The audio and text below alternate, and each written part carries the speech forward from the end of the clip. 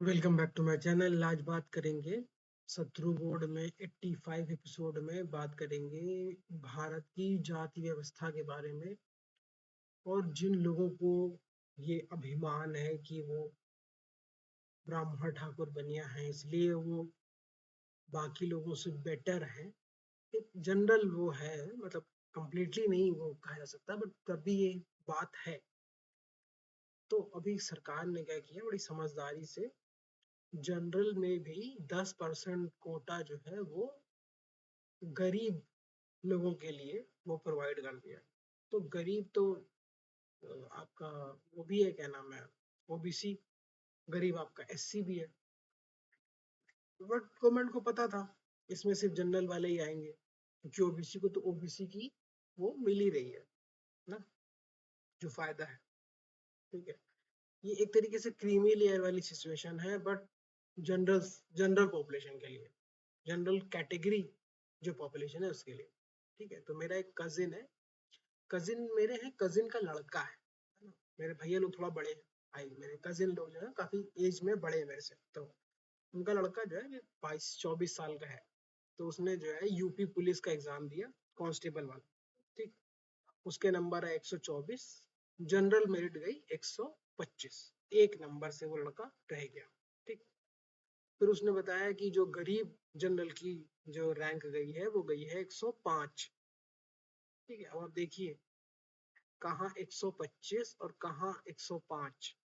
ठीक, फिर इसी में आप थोड़ा और कम काटते जाइए तो ये आपका जो है जनरल ओबीसी और एससी की रैंक आई।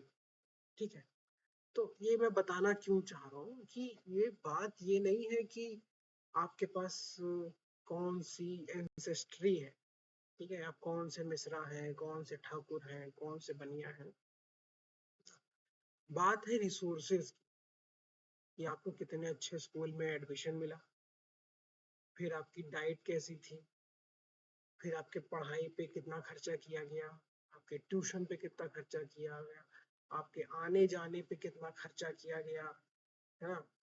फिर अ, इस सब चीजों से आपका जो है दिमाग तय होता है, या फिर आपकी नॉलेज जो है वो घटती बढ़ती है ना। फिर आप इसी बेसिस के तौर पे आप जो है वो अखबार पढ़ के आप जो है आईएएस बन जाते हो। ठीक है, और इसी में एक चीज और ऐड कर दें कि एस्पिरेंट्स का भी एक अभी वेब सीरीज आई है ना।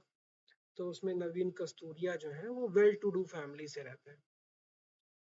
उनका नाम अभिलाष रहता है मूवी वेब सीरीज में, है ना। और एक लड़का रहता है पवन करके, पवन कुमार करके। बहुत समझदारी से जो क्रिएटर्स हैं एस्पिरेंट्स के, उन्होंने जो है दोनों का सरनेम हटा दिया है। ना अभिलाष के पास सरनेम है और ना ही पवन के पास सरनेम है ना, ताकि वो डिवीजन ना क्रिएट हो पाए, जो जातिगत डिवीजन भारत में ऑलरेडी फेस्टर हो रहा है ना।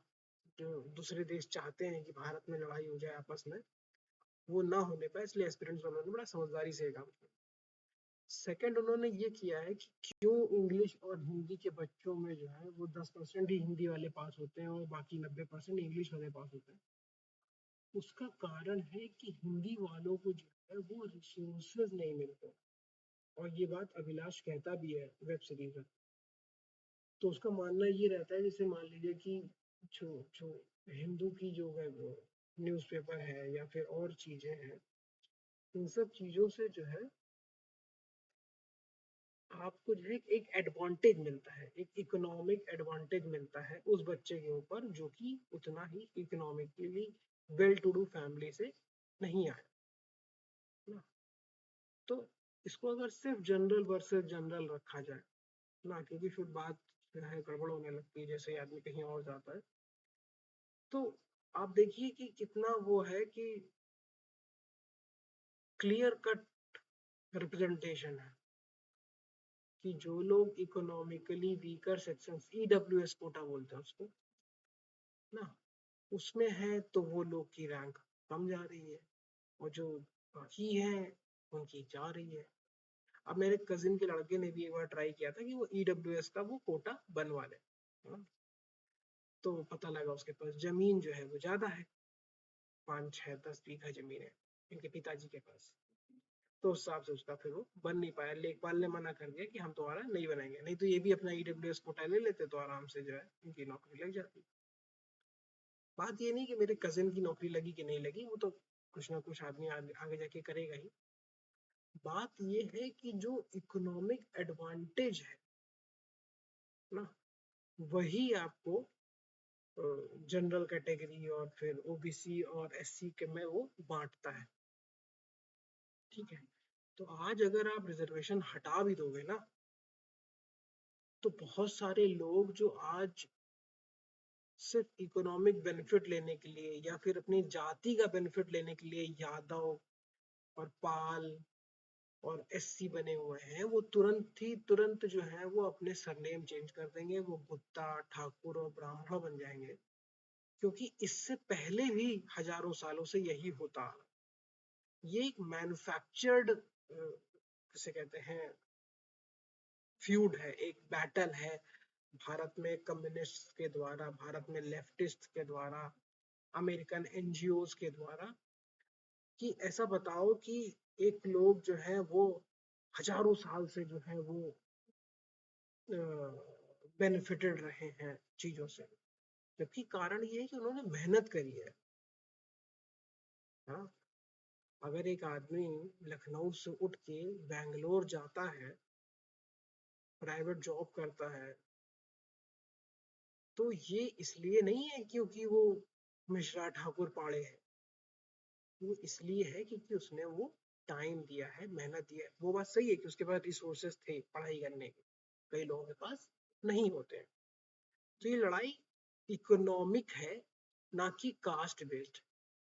इसको caste based, region based, religion based कौन बनाना चाहता है? वो शक्तियां जो भारत को थर्ड लार्जेस्ट जीडीपी बनना नहीं देना चाहती, वो शक्तियां जो भारत को फार्मा सुपर पावर नहीं बनने देना चाहती, वो शक्तियां जो भारत में ऑयल एक्सप्लोरेशन के लिए अगर भारत कभी कोशिश करता है तो उसको सैबोटाज करने की कोशिश करती हैं, है ना। जैसे केजरीवाल ने 2012 या 13 में एक बार बयान दिया था कि रिलायंस जो है वो ज्यादा चार्ज कर रहा है क्रूड ऑयल के लिए। ठीक है, उसकी कॉस्टिंग एक्स है और वो चार्ज 3x कर रहा है। ठीक है, तो अगर हम लोग बाहर से तेल खरीदते हैं, दूसरे देशों से तेल खरीदते हैं और वहां पे 3x प्राइस पे कर रहे हैं, तो अगर रिलायंस ने एक्सप्लोरेशन किया है ना, और उसको 3x प्राइस चाहिए, तो इसमें क्या गलत है? बट फिर वही बात, ये वो शक्तियां हैं जो फिनेंस करती हैं, फंड करती हैं भारत में पॉलिटिकल पार्टीज को, जो इथेनॉल ब्लेंडिंग के खिलाफ है। क्यों? क्योंकि इथेनॉल ब्लेंडिंग के बाद जो है आपको कम पेट्रोल की जरूरत पड़ेगी। भारत अगर अपने 100% यूज का 20% पेट्रोल जो है वो इथेनॉल से बना लेगा, तो वो उतना का सामान कम खरीदेगा ना, तो फिर जो लोग तेल बेच रहे हैं उनको ये दिक्कत होगी। जिस करेंसी में तेल बेच के फायदा होता है अमेरिका को, वो भी चीज कम हो जाएगी, डोमेस्टिक प्रोडक्शन हो जाएगा। सीएनजी बढ़ता है तो भी लोगों को दिक्कत होती है। क्यों?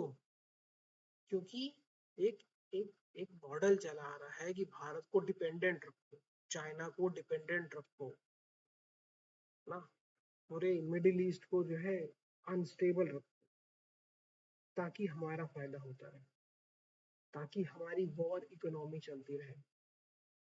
तो जो ये डिफरेंसेस भारत में एक दूसरे के खिलाफ चल रहे हैं, हम लोग उस पर फोकस करना है। जो भारत का पैसा दूसरे देशों में जा रहा है, चाहे वो पेट्रोल के माध्यम से हो, चाहे वो फार्मा इंडस्ट्री के माध्यम से हो, चाहे वो और किसी चीज से हो, उस पर ध्यान देने की जरूरत है, उस पर डिस्कस करने की जरूरत है। Thank you.